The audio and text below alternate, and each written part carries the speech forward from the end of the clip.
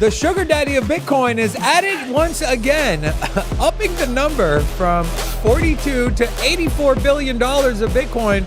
Will Bitcoin have enough Bitcoin to give to Michael Saylor? We'll talk about what his plan is and why it's inspiring other companies like MetaPlanet to ramp up their Bitcoin buying as well. Are we officially in the middle of a Bitcoin acquisition war? Interesting. We're going to have a lot of altcoin news today. We're going to talk about stable coins. We're going to talk about Virtual's protocol. We're going to talk about Cardano. We're going to talk about what are our favorite picks going in to the rest of the month. We have our man Forrest joining us today. And we're also going to talk about a potential pattern that we saw back last year that took Bitcoin to new all-time highs. And one research paper shows that we're seeing almost the exact same setup. We'll have Forrest take a look at the chart, and if it does, what does that mean for Bitcoin and how high can the price go? We'll talk about that and much, much more on today's episode of SINCITY Crypto. Let's go.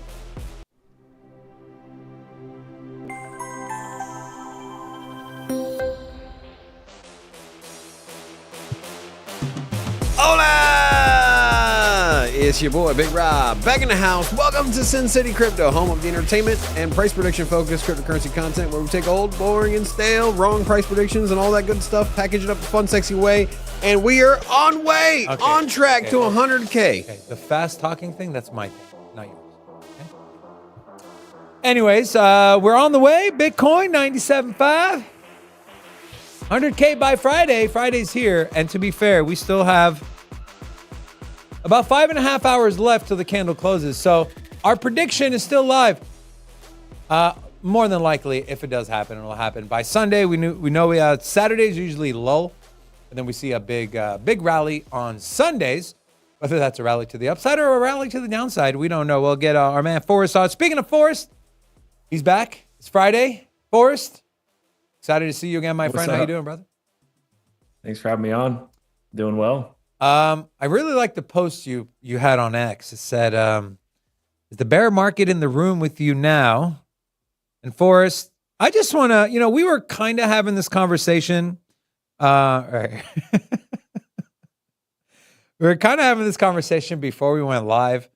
What are your thoughts on the people that said we're kind of in a bear market, and what made you kind of go against, I guess, I don't know if it was a majority, but there was a lot of people that were sitting here saying we're in a bear market. What kind of gave you the confidence to be like, look, we're still in a bull market and you should be accumulating?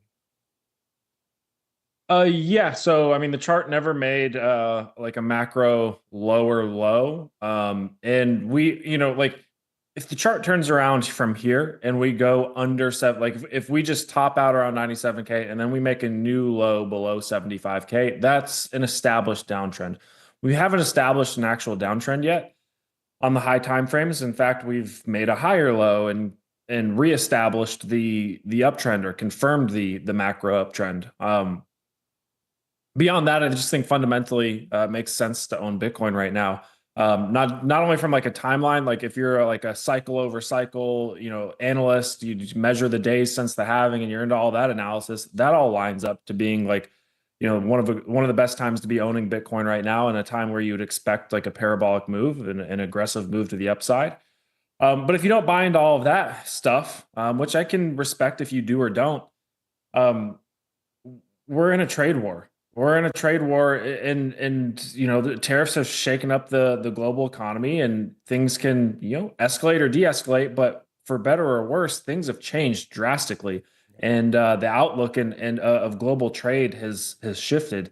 And if you're somebody who's trying to protect your capital, and I'm not talking about it's a lot of people think in terms of their own personal situation or the average person's situation, but there's also the Jeff Bezoses of the world, the people that have billions and billions of dollars, don't want to get hit by hyperinflation, don't want to necessarily hide in the stock market. I think Jeff Bezos is planning to sell $5 billion more of Amazon stock. If Amazon's going to, suffer from tariffs, do you really want all your money in Amazon stock? Equities look a little, I get the toughness and lack of attraction in the equities markets. But for Bitcoin, it's really the perfect scenario for it. The best time to own Bitcoin should hypothetically be during the trade war, where you have capital controls, governments telling you where you can and can't send your money. Bitcoin can be sent anywhere. It's highly liquid. It's decentralized. I mean, this is the Bitcoin thesis playing out in real time. That's a really good point, Forrest. And, we've said on this show, when everything was, the trade war and, China back and forth and, the markets were dumping. And I, Rob and I think both said, hey, and you said as well, exactly what you just said, that trade war is good because they can't use a dollar. What are they going to do? So, Rob, my question to you is this. We all kind of agree that the trade war somewhat benefited to Bitcoin and kind of puts the thesis of Bitcoin and digital assets front and center. Does that mean that when the trade wars are over, that Bitcoin is not going to see as big of a rally or maybe as much appreciation? I mean, you need to think that everything will be reversed. I don't know. Not that everything is going to be reversed, but then the trade war will keep going. No, I'm saying when the trade war ends. That's what I'm saying. I don't think it will. You don't think the trade war will ever end? Maybe after Trump's time in office, but then after that, if another Republican candidate like J.D. Vance, who's going to carry on the same policies, and then maybe, if that happens, let's just say Trump goes through his entire presidency, doesn't remove tariffs, which wouldn't surprise me, and then Vance gets in office, keeps tariffs. That's 8 years of tariffs. And so even if a Democrat president came in after that 9 years later, it's 9 years of income, 9 years for the market to stabilize, 9 years for trade to figure itself out, for the market to get to the point where it's, sustainable and, goods are coming in accordingly. Manufacturing is done here in the U.S. In 9 years, I don't even know if a Democrat president will come in and be like, hey, we're going to remove all the tariffs because it probably is going to generate a ton of money anyways, right?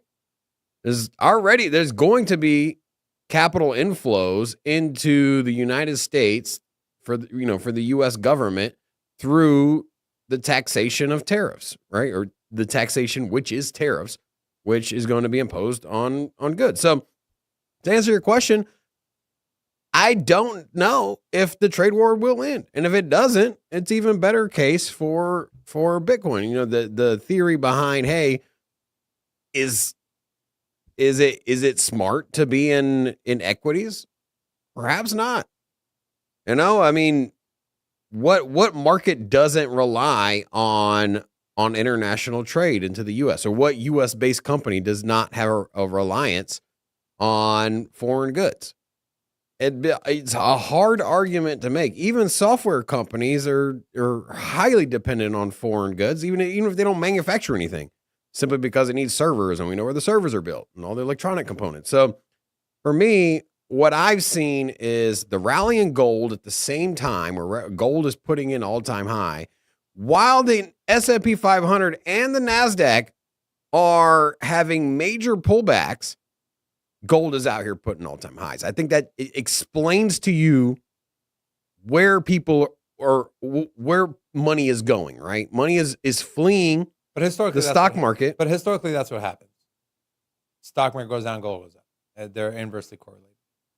Not really, because gold essentially consolidated for 10 years, while the S&P 500 was making all-time high after all-time high. Exactly. We didn't see gold fall. Not like everyone sold gold. I'm not saying it falls. It doesn't fall, but like the rallies we see in gold is usually when the stock market goes down. But yeah, it doesn't mean that when the stock market rallies, gold falls. Not always though. Man, you go look at a historical gold chart when the stock market has plummeted. Look at 2008. I don't think gold really had much of a. I don't know off the top of my head the historical chart patterns of gold, but it does not swing in an inverse correlation to the S&P 500. Maybe it does more times than not, but it doesn't, man. And I think what you're seeing here is people are like, hey, look, man, the economy is in question. And when you question the economy... This is gold from 2008. 2008, to 2011. Yeah, in 2000. So 2008 to 11. Okay. So yeah, I mean it's inversely correlated, but to your point, gold doesn't tank when the stock market rallies. And so I guess the question I was asking, and so Rob doesn't think that the market is going to, or the tariffs are going to go away, and we'll be in this trade war for 8 years. I don't know. That's my thing. Is you said when the tariff war ends. Like that's what I'm saying. It's like I don't know. And so for me, I just look at it for how it is now. And I don't see it changing at any time in the very near future. So moving forward, I'm just going to assume they're not going to go away. Maybe I'm wrong. I don't know. But I just go off, what's the scenario right now? Is there signs of it changing? The signs are no. Okay. All right, let's move on to MicroStrategy. But first, we had a $10 super chat from Nathan Lowmaster. He wants to know who is responsible for naming the stream. I will reveal the answer to that question at the end of the show. So stay tuned, and thanks for your super chat, Mr. Lowmaster. Appreciate you. Okay, so let's talk about the Bitcoin daddy, right? The sugar daddy of Bitcoin, which is none other than Saylor. Okay, so Strategy posts a $4.2 billion loss in difficult Q1, plans to raise another $21 billion to buy Bitcoin. So if you guys remember their 21-21 plan, right, which equated to $42 billion of Bitcoin purchases. Well, Saylor said that's not enough. I took a $4.2 billion loss the first 3 months of the year. I need to double my premise of buying Bitcoin from $42 to $84 billion. So in his Q1 earnings report, Strategy revealed it's made an unrealized loss of $5.9 billion on its Bitcoin holdings due to a drop in the market price during the first quarter. And then we had this. This is where they announced it yesterday. MSTR announces to double their capital plan from 21 billion equity and 21 billion fixed income to 42 billion equity and 42 billion fixed income, which, if you can do some simple math, is $84 billion to purchase Bitcoin and increase the Bitcoin yield target from 15 to 25%, and the Bitcoin gain target from 10 to 15 billion for 2025. Rob was on a Spaces yesterday. They were talking about this, and I wasn't able to listen in. And so I'm curious, Rob, what was the general kind of consensus of the people you were on that Spaces with? Were people bullish? Were people bearish? And then I'll ask for us. I mean, I don't really know what you could be bearish about other than I'm saying like the sentiment of the people that's what I'm saying. Like no one was bearish. Everyone was bullish. No, there really wasn't. And to the point to where I was listening to the Spaces for 30 minutes and not one person had anything, not a single inclination of anything negative.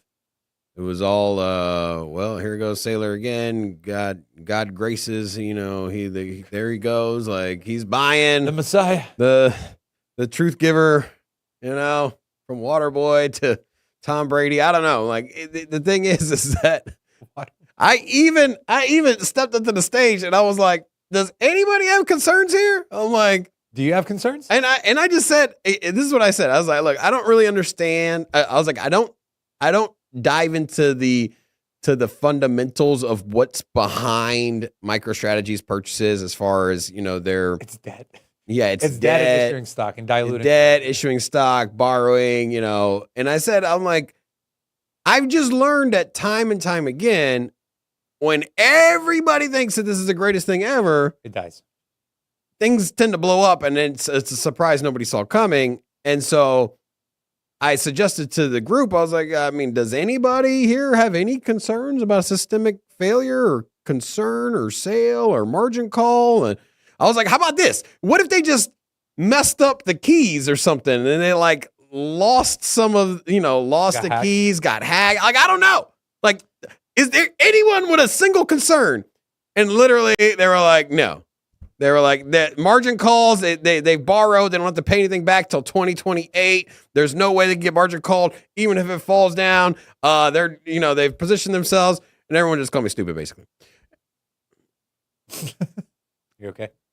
No, they didn't call me. But but honestly, like I was just trying to spur a thought experiment of what possible down, because there's always a possible downside. There's always possible downside in some way, shape, or form. Maybe it's not there front and center. Maybe, we had a stage full of people, and I was trying to figure it out, man. I'm trying to figure out where's the vulnerability points here, because if it's a leveraged play on Bitcoin, which Michael Saylor tells you that MSTR is a leveraged play on Bitcoin. You want exposure to Bitcoin with more upside, more downside, get MSTR.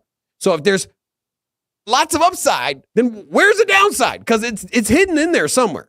That's all I'm saying. Forrest, what are your thoughts, man? Where do you land on this?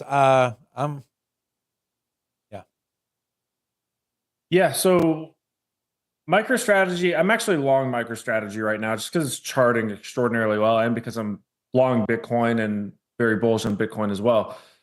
Problem with MicroStrategy is like you're getting undefined risk reward. What I mean by that is like if you're 2x long or 3x long with perps, or you're long on IBIT options, right? There's like other like ways to get leveraged exposure to Bitcoin that give you very defined risk reward. Like if you long Bitcoin on 3x leverage at $100,000 and it goes to $150,000, you can calculate exactly how much money with the only like uncertain variable being like funding rate, the fees that you pay. Yeah. But to a large degree, you know exactly how much money you're going to make if you take a 3x leverage long through perpetuals. You have a pretty good idea, given, depending on what time frame the price target gets hit, if you're longing, if you're buying call options on IBIT, the Bitcoin ETF.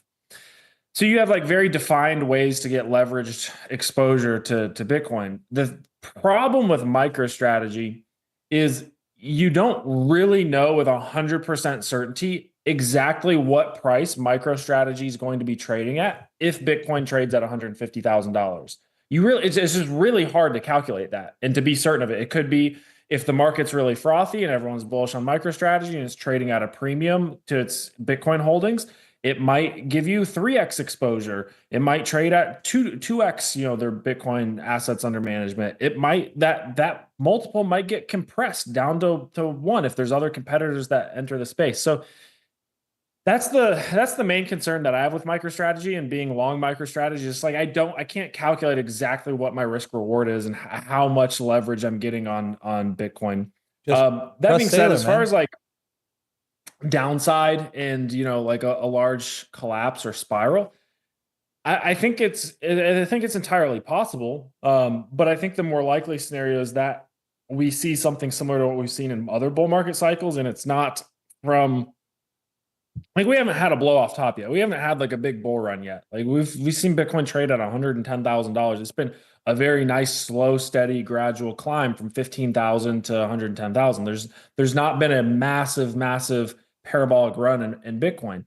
I think it's more likely that, any concern or downside that we see would be from like, 300K down to 100K or 350K down to 150, like that kind of pullback or decline where everyone would be very upset. Everyone who buys Bitcoin to north of 200, 300K and is underwater would be upset at that point in time. But from current prices, I'm actually pretty bullish here and I actually think that maybe we return to current prices in a bear market scenario, but I don't think we're there yet. I think we're probably likely to go higher first. Of course, I'm so happy you mentioned competitors, right? And so I want to share this.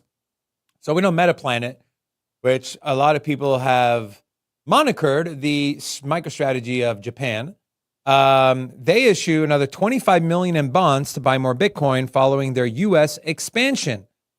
Can you argue that they're up in their numbers and they want to get in the US because of what MicroStrategy is doing? I don't know. But since MetaPlanet started to actively buy Bitcoin in April of last year, the company amassed a total of 5,000 Bitcoin worth roughly $500 million, which is 50% of its goal of holding 10,000 by year end. On top of MetaPlanet, Forrest and Rob, we had, what is that company called with Jack Muller's 21 Capital. 21 Capital. Fitzgerald. Right? 21 Capital, Jack Muller is a CEO, and their goal, and Jack Muller has said this, is to own more Bitcoin than MicroStrategy. We always talk about trade wars. We always talk about like, nation states and sovereign wealth funds. But is there going to be is there like an institution war brewing here of who can buy the most? You have this as well, and I was going to wait to share this later, but I'll share it now. Brown University becomes the third university to publicly announce they buy Bitcoin. One of the oldest institutions of higher education in the U.S. has purchased Bitcoin, according to their 13F filing. They own 105,000 shares of BlackRock's ETF, which is near roughly $5 million worth. Notably, it is the first Ivy League institution to jump on the Bitcoin bandwagon and becomes the third U.S. university to purchase Bitcoin. So the question, Forrest, is on top of the nation state, not here yet, but in the future, vying for Bitcoin, you have retail in Wales vying for Bitcoin. And is there like an institutional Bitcoin war happening here of who can accumulate the most? And what's MicroStrategy's role in that? And I'll ask you first, and I'll ask Rob the same question. Yeah, I mean, it seems to be there's a lot of people that want to own a lot of Bitcoin. There's a lot of, I think it just stems from the idea that, we're seeing the acceleration of a debt spiral in the US. Like we know, for the most part, I think most people see this coming, and they've seen it developing over the last, really since the great financial crisis, you could say, since we went off the gold standard. But essentially our fiat currency is backed by nothing. We can print as much as possible, or as much as we want. We have debt that we have a debt spiral problem in the US where we have no buyers for our debt. And as you have no buyers for the debt, the rates that you pay on the new debt that you issue continues to go up. We've failed to meaningfully cut government spending. I just don't see this in any other way than the ending in any other way than a debt spiral. And I think that seems to be the consensus view among people that are long gold and Bitcoin. And I think that's why those two assets have done particularly well recently. I think Bitcoin's been a little, gold has thousands of years of price history, and I think large countries and institutions and sovereign wealth funds are obviously going to feel a little bit more comfortable, putting large amounts of money into gold, which is a far more liquid asset. It's like 15, 20 times the size. Maybe it's like 10 times the size now. I don't know. It changes from time to time. But then you have a newer and younger generation and smaller institutions that are very proactive in viewing Bitcoin as the digital version of gold, and maybe even a better version of gold. So yeah, I think there's just that consensus view driving people into scarce assets, and the two most notable scarce assets right now at this moment in time are gold and Bitcoin. So yeah, I think there's a lot of Bitcoin accumulation that's going on, and I think it's going to continue to increase in scale. Rob, anything you want to add to this conversation? Yeah, I mean, I don't know if there'll be a quote unquote institutional war. I just think that as it becomes more and more normal for institutions that have Bitcoin on the balance sheet, and you're not like an asterisk, you're not like some forward thinking company. If you were to say like, hey, what companies have gold on their balance sheet? Silver, bonds, just normal, right? I think over 90% of companies are going to have some exposure to those commodities, and also to certain equities, and to also bonds and other cash equivalent exposures. But I think what's going to happen is that it's just going to be normal everyday language for companies to have Bitcoin on in some form or fashion, whether it's the actual underlying asset, if it's an ETF, if it's maybe owning MicroStrategy, I don't know, but it's some way, shape, or form. I think majority of companies are going to own some exposure to Bitcoin, and I think it's just going to be very normal. Can I argue? And I don't think it's going to be like them fighting. I think it's just. Well, can I argue it's kind of happening? I mean, Jack Mallers literally said our goal is to have. But nobody knows who Jack Mallers is. That's what I'm saying, is that outside of our crypto circles, like you go down to Wall Street, nobody knows who Jack Ma is. Have you ever seen him at a conference? He's famous. No, he's not. And so, Yes, he is. no, he's not. At a Bitcoin conference. Yeah, that's what I'm saying. In the crypto circles, yes. People know who he is. That's the only nobody circle we care knows. about. Nobody knows who he is outside of that. And so, at the end of the day, crypto companies are still, they're one off. Why do people talk about MicroStrategy so much? Outside, like you turn on a Fox, you turn on to CNN, they talk about Michael Saylor, they talk about MicroStrategy. Why? Because they're doing something outside the normal. Ain't no other companies doing what they're doing. There's a couple handfuls. That's why you pulled them up. That's why you got MetaPlanet. That's why we're talking about Brown, because those are very strange, or at least they're very odd compared to what the masses do. Nobody's getting exposure to Bitcoin. Only a handful of people or companies are. And so right now it is very weird. And that's why like the normies out here, they're out here like, well, this publicly traded company that's buying Bitcoin. Did you hear his universities buy? Because it's strange. But what is not here right now is that it's normal for companies to have Bitcoin on the balance sheet. It's just not. But I think that in future years, 3, 4, 5, 6, 8 years, I think that majority of companies will have exposure to Bitcoin in the same way that they have exposure to other commodities. And then, I mean, the Brown news is huge because, you know, those university endowments are huge. I don't think people understand how much money is in those universities. Harvard, I know, is the largest, and you're talking over $50 billion. You're in the likes of other S&P 500 companies as far as market capitalization compared, to that. And so will you see money get from the universities come in? I think so. So you got universities, you got nation states, you also got states, you got Arizona and Texas and all these states that are looking to buy Bitcoin or at least have a strategic reserve too. And so it's hard to fathom a situation where you don't get a price crunch if the US is buying. I'm just curious. You said 4, 5, 6, 8 years. Why'd you skip 7? I don't know. Forrest, can you pull up a Bitcoin chart as I kind of brief through this article, and then we're going to get into the markets and dig into some altcoins here. So this was an interesting article. Bitcoin flashing pre-rally signals seen before major 2024 breakout, says an analyst. The analyst is Crypto Dan from CryptoQuant. He highlighted that Bitcoin is currently forming. Bitcoin is currently forming an accumulation pattern similar to those observed in 2024, patterns that were followed by significant rallies. Bitcoin's current movement appears to be mirroring that from January and October of 2024. On both the instances, Bitcoin entered a significant uptrend that was powered by a sharp increase in the activity of short-term holders. And this is the chart they shared. This is Bitcoin's realized cap to UTXO age bands.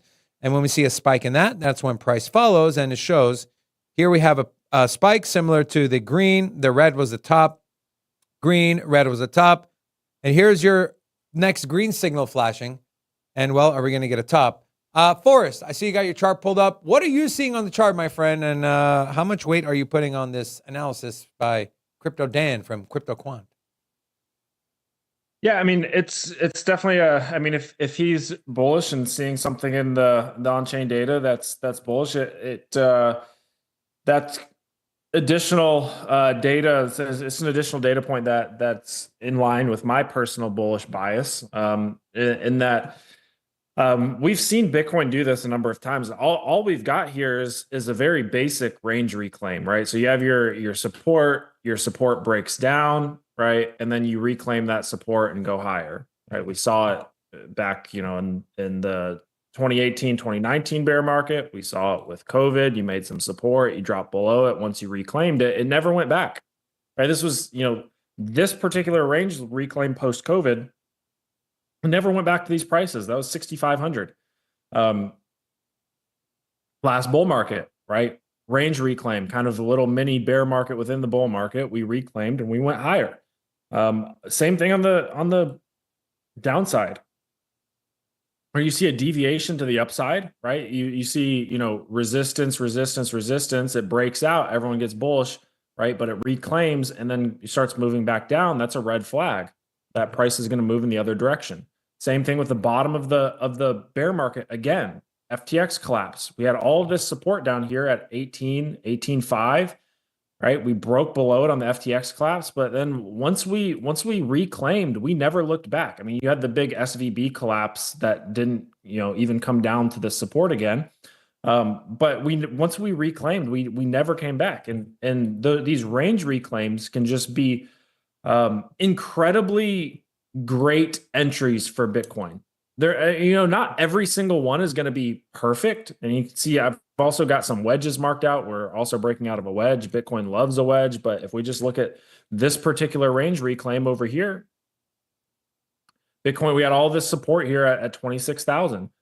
We went below it. We pumped straight through it. Now we did kind of fall back down to this range again, and we had a smaller range reclaim. If I zoom in here, we had all of this support sideways chop at 25K, and we reclaimed, and then we never looked back. So some of these do get retraced on, and some of them you do come back to test these levels, but there's so many examples of range reclaims on Bitcoin that never get tested again.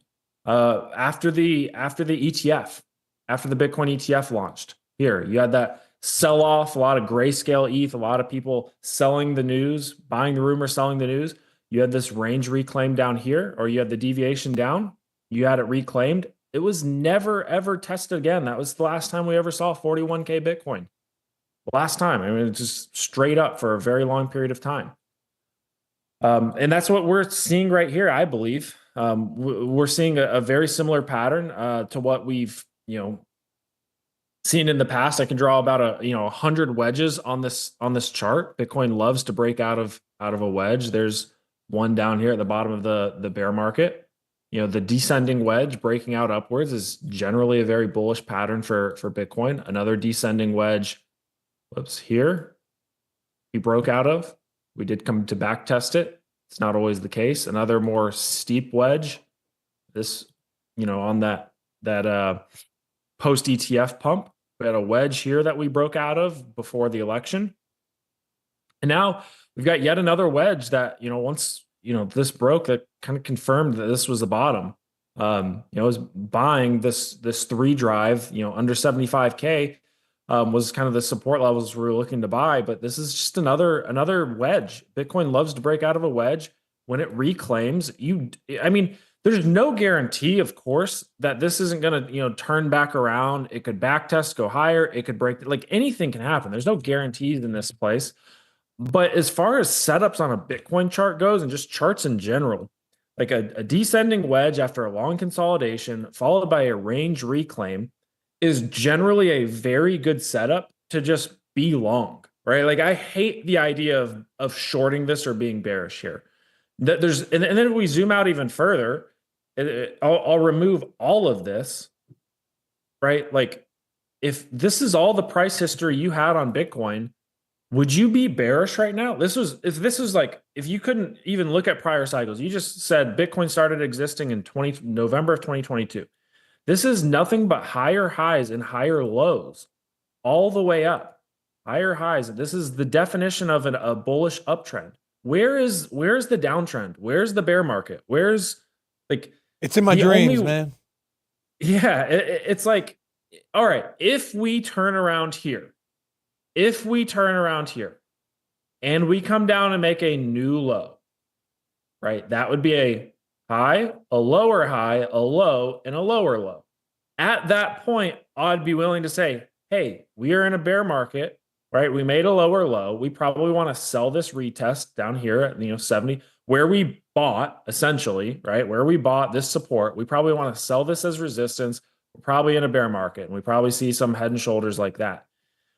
But until that happens, why would I be betting on this scenario? Why would I try to preempt a bearish outcome on a chart that has just confirmed another higher low? And not even like, this wasn't even like people were calling this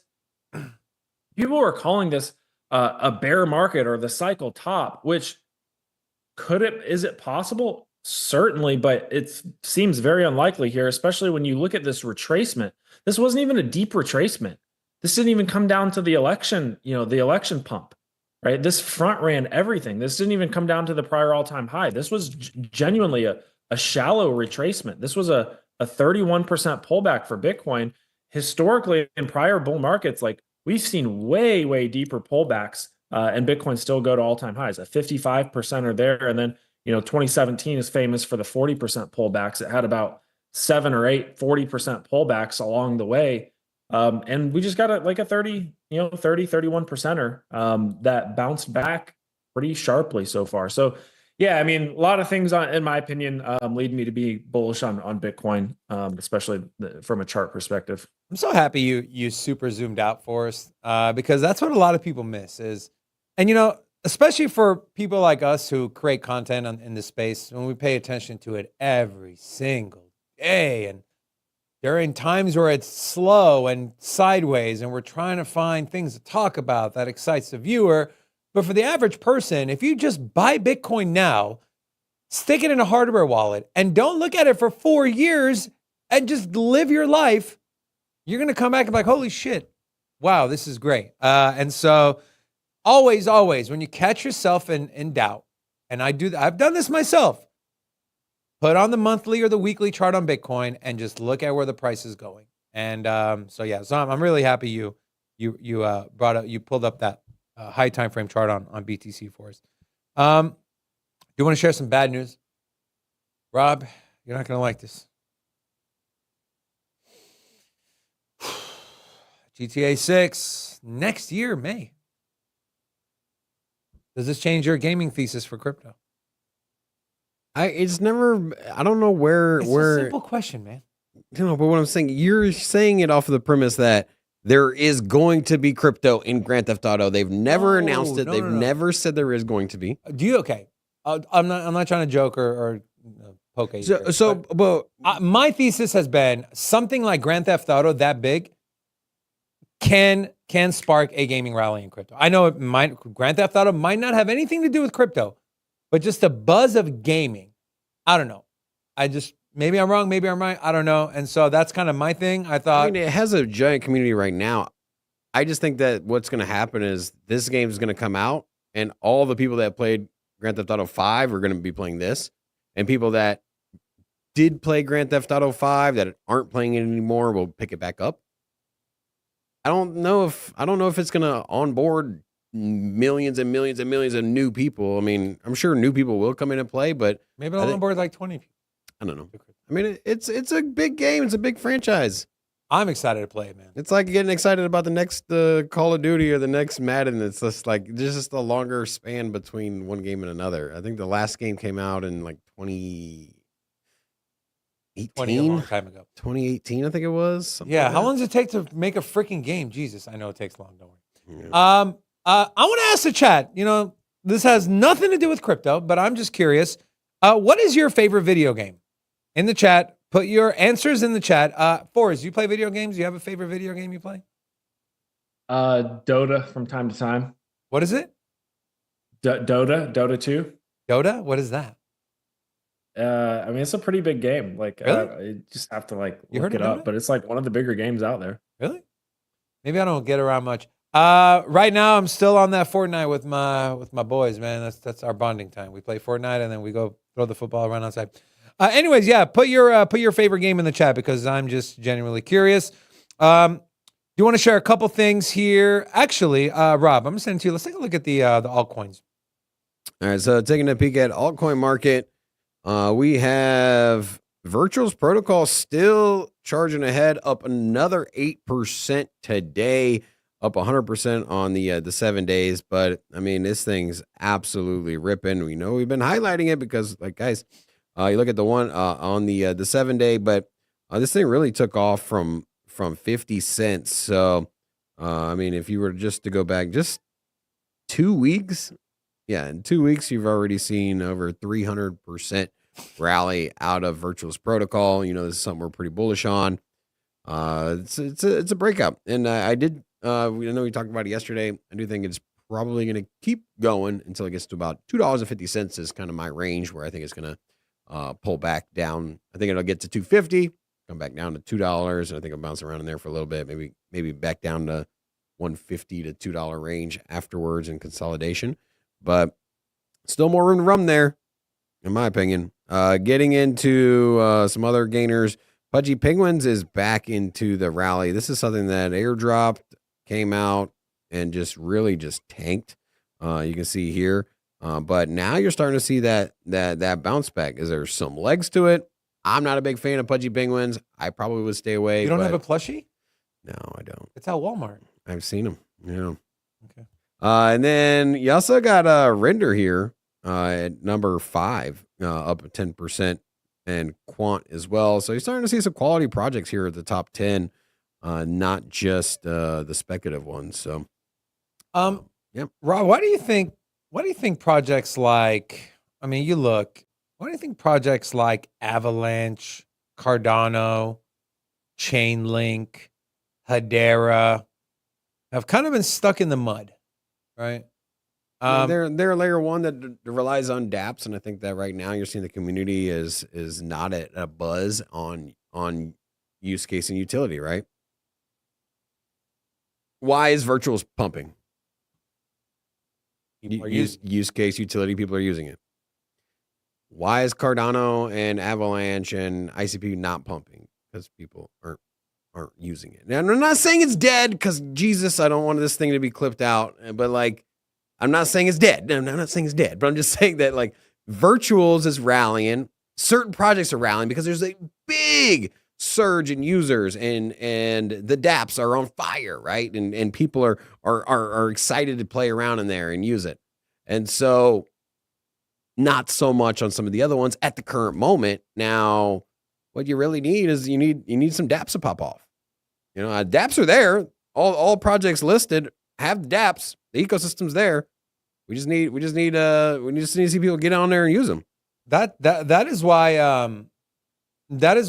one of the reasons I'm super bullish and excited about this virtual pump is because it's not a speculative pump. It's because people are actually using it. Forrest, off the top of your head, or if you want to go through CoinMarketCap, are there any other projects that come to mind when you think of projects that are actually seeing price appreciation because of usage on the back end, because of actual utility, not just people speculating on price or trying to, I don't know. Yeah. Any other come to mind? I'm trying to look here. Probably Bitcoin. Like what else, dude? What else? I think XRP's just like super interesting with like they're looking at trying to acquire Circle. They acquired Hidden Road, which is a massive acquisition. They do 3 trillion in volume. I personally think like the biggest. Let me add BitTensor for us, if I can. Let me add BitTensor to that list. The DTAO upgrade, the subnet growth is I think 20% month over month, and so that is real usage. And I think that's why it's driving the price. And then, yeah, just like you, Forrest, I'm also going down the list as you're talking. I'm like, there's really not a lot of other ones that I can sit here and say, yeah, people are using it. That's why it's rallying. And so sorry to cut you off, but go ahead. No. I mean, my thought process has kind of boiled down to, you know, a lot of like the big use cases has actually been speculating on meme coins and tokens and token launches, kind of like gambling. We saw different iterations of that. We saw like the whole like NFT ecosystem last cycle, and that drove a lot of, you know, wealth into like Ethereum and Solana, and you know, now we've seen meme coins and really the token launch space is kind of being dominated by Virtuals Protocol and Base and Solana, like all the Solana meme coin launches.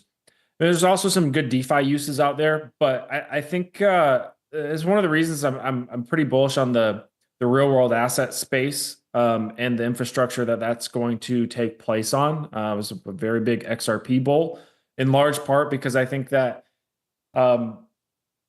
when companies and institutions actually integrate technology, blockchain technology, and they're actually using whatever they choose, whether it's XLM or XRP or, you know, HBAR, whatever, that just kind of validates the actual use case, that it's actually being used for a real reason versus just pure market speculation. So that's kind of like the next wave where I think we'll see a lot of actual real utility. Amen to that. And Forrest, that is why I have been so bullish on the big three for me, which is AI, RWA, and stablecoins. I can point to all three and say there's going to be actual utility and use case, which is going to translate into the valuation and the prices going up. And so AI and again, as mentioned, stablecoin. Stablecoin is I think my number one. I think we've had this conversation on the show. It makes the most sense. So then people ask, well, how do we make money on stablecoin plays? I've given my favorites, right? I've talked about Curve DAO, talked about Convex Finance, Asymmetry Finance, Athena. Speaking of Athena, and I'll get I'll get your thoughts on this, Forrest, and yours as well, Rob. And Forrest, I don't think I've asked you for some of your front runners for people who are looking to get exposure and make some money off of the stablecoin play. I'll get that in a second, but I do want to share this first. This is posted by Crypto Twitter's biggest KOL. It's the Purple Frog. Athena has partnered with Toncoin, and the numbers are getting stupid. This is what AXBT said. 1 billion Telegram users getting access to Athena's USDE with a 10% boost through the TSUSDE token. Already 5 billion TVL, making it the third largest stablecoin. Athena building what Tether never could. Ton Space plus Tonkeeper integration goes live next month. $500 million in Telegram bonds tokenized on chain at the same time. And then he or the the LLM said, if you think this is just another partnership, you're not going to make it. Now, Athena has been getting absolutely beat down on the charts. Tokenomics are not great. They have a crap load of tokens that are still not circulating. And this thing, the funding rates on this have just been deep in the red for a long time. You look at the 1 year. The 1 year peaked out at around $1.20. We're currently sitting at 31 cents. This is what the 1 month looks like. And then this is what the all-time high looks like. So Forrest, what are your thoughts on this by AXBT? And then also would love to get your thoughts on Athena. And then also number three is any gems you got in the stablecoin space that you should people should put on their watch list? Yeah, so Athena I've faded, never really been interested in it. Don't have a deep understanding of it, but also the chart's just been horrendous. It's just not something that I've been able to like find, an entry for that I feel comfortable with. So nothing. I'm not saying that it's like a bad project. They're not going to turn around and rally and do extraordinarily well. It could pull up 50x from where it's at right now. Like I don't know, but it's just not something that I particularly have a lot of knowledge or confidence in personally. For me, my two plays have been I'm long Curve. I think the chart looks phenomenal. I think the narrative is strong there. They have like most stablecoin liquidity. And then XRP. Like XRP's literally trying to buy the second largest stablecoin issuer see that right now. $5 billion, right? That was the offer, 4 to 5 billion. And then I heard it could be fake news. But I've seen several sources say that they've upped that offer to 20 billion, which is crazy. Could be fake news. I don't know. I think the IPO price, Circle's trying to IPO at a valuation of like 5 billion. So 20 would be substantial, but it just makes you question, like, what is the value of Circle and Circle's, TVL and assets under management in the hands of Ripple? I mean, maybe Ripple feels like they could juice it for a lot more. I don't know. Yeah, I don't know if that 20 billion offer is fake news or legitimate or not, but yeah, it's pretty crazy. Rob, any thoughts on the partnership or kind of the stablecoin narrative, and how are you looking to capitalize on that? I don't know too much about Athena, so I'm just kind of like following along with the headlines there. So I mean, it seems like a bullish narrative just off the headlines. Like I'd have to dig in a little deeper on that, but I do agree that stable coins and any exposure to stable coins is going to be a pretty massive, and whether it's through a DAO. For me, I like to say, like, I think stable coins is ultimately tied into DeFi, and I think that what you're going to see is that if stable coins market cap say 10x from where it is now, I think a lot of that's going to funnel through DEXs and AMMs, and so I would say that maybe that's an avenue as well. Maybe pick out like the largest the blockchains that have the most movement, whether it's Solana, maybe it's Base. I know, Forrest, you mentioned Base a few times today, or I know you're pretty excited on Base. And so, what's a big stable coin play, DEX play on Base? As an example, you got Aerodrome, pretty bullish on that. I think that's even outside the top 100, I think, or at least it was. Yeah, it fell out. Yeah, and so Aerodrome Finance, this is a DEX and automated market maker for Base, and What's the ranking? it's number 109. Oh. And so this did see $2 twice, or basically saw $2 twice. More recently, back in December, January.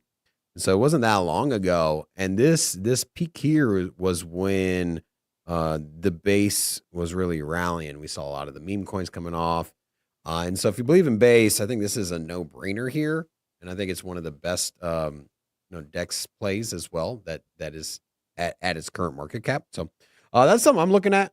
And so Athena, I haven't really had much exposure, so I'll just kind of leave that to you guys. But definitely a fan of Aerodrome, fan of Base, and fan of DEXs there on Base. I think Base is the next community leader, right?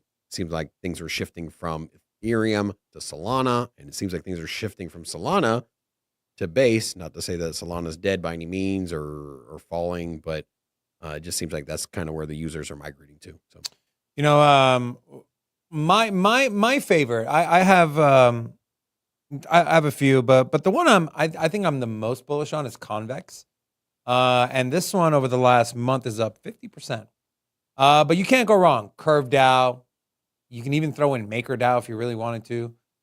Convex Finance. These are all great projects to have that exposure to stable coins because it's going to be massive. And the one that is the highest risk and highest reward, in my opinion, is this one backed by Fidelity. It's been pretty ugly on the price action side, but at only 8 million market cap, you never know. And so I have a little bit of this, not nearly as much as I think I would like, but I'm also not trying to take a lot of risk. Still think there's a lot of way more established and solid projects that have that are extremely undervalued. We're at an impasse. It's Friday. We used to on Fridays shout out our estimated Bitcoin price, and I think right now the market's at a very interesting spot. You're at 97. We briefly we were rallying 98. this morning. We were going to 98.2, and then I was like, all right, perfect. We got on the show. We're at 100K, and then we don't get there. Now I look like you look like an idiot. What do you? We still got to the end of the day. What do you guys think the price of Bitcoin will be at on Monday? Because I could easily see a scenario where you're at 103, 105, but I could also see a spot where, hey, man, you know what? We went up to try to get back up to that 6-figure range, kind of got rejected. So what do you think, David? Where do you think Bitcoin's price comes in on a Monday? 101.6. 101.6. Forrest, what do you think? $106,400 US. Dirt. There it is. Rocco, what's up, man? I'm gonna go for hat on the day. I know you're gonna say so. I know you're gonna go with a green number. What you think? 120. 120. He always does the roundest.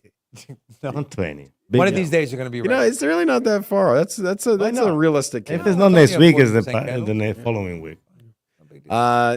Yeah, I was gonna say 105, but I think it'll probably reject off 105. So probably 104.5. 104.999. 104.5. That's where I'm at. So you're at 103. 103. I'm at 101.6. Nobody thinks it's gonna pull back, huh? Yeah, I kind of. Which means it probably will pull back. Do you want to give a big couple thank yous? One to Muhammad, who said, "Christ is King, Amen." And then he said, "Bitcoin will Allah candle." Interesting theology there. But thank you for the $10. We really appreciate it. And then also a big thank you to our channel sponsor. Today's show is brought to you by CAMS, Blue Wire Technology. If you run a business, you want to maximize your networking, IT, and cybersecurity, there's one company we trust with all of our networking here, and that is CAMS.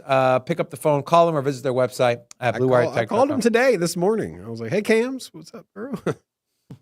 Computer updated out of nowhere. It's like, didn't we just pay you for the sponsorship? What are you calling me? We love cams. You guys know they've been our longest tenure sponsors, period. And so we're getting some predictions in from the chat here. Jesse thinks 108.1. Quarter crawler said 112. Morton is bearish at 91.7, so he thinks we're going to get that retracement. And Muhammad, wow, 150. Muhammad, wait, is Rocco Muhammad? And then Ashley said 102.5. And so, anyways, I'll do it for the show today. I would encourage every single one of you to go follow our man Forrest on X. His handle is Sistine Research on X. And if you want some badass research and content from Forrest, I would highly recommend you go and go to Sistine.ai. And I was trying to drop there we go. Go to Sistine.ai, and then you can join their Discord. You get a lot of alpha in there. So Forrest, as always, we appreciate you joining us on Friday. Any parting words of wisdom? Anything you'd like people to keep in mind as we head into the first weekend of It's Gonna Be May? No, I mean, I could be wrong, but I'm pretty dang bullish. I see a lot of reason to be bullish. I know a lot of people are bearish here, very cautious here, and there's reason to be bearish or cautious, but I don't know. I gotta lean to the bullish side, pretty far out on that curve. As far as like a timeline goes, I think May could be a little bit choppy and grindy, and then maybe fireworks in June if we're going to see a really big move. But that's kind of a less certain prediction, I guess, on my part, but just kind of like a base case. Otherwise, just hope everyone has a great weekend. And yeah, thanks for having me on, guys. Amen to that, brother. With that being said, Rocco. Thank you all so much for tuning in. We appreciate every single one of you. Hope you enjoy the content this week. Have an amazing weekend. And we will see you guys back here on Monday. Until then. Have a nice weekend. SINCITY Crypto. Everybody know what we here for. Entertainment and info. Gonna show you how to get that big dough. So every day stay tapped in. For big facts, no capping. With Bitcoin, if you're in, then you win. We divide the pie with no fraction. It's Big Rob, David. I spit the game, but they gave it. Name the coin that's your favorite. I got dry powder, why save it? To the OGs, new beginners. Special shout out to the well members. Buy the dip, sell winners. Ain't really nothing you can tell sinners. Tune in for the latest new flavors. They gonna teach us mean coins. They polarizing like barbecue chicken pizzas. I laugh with a major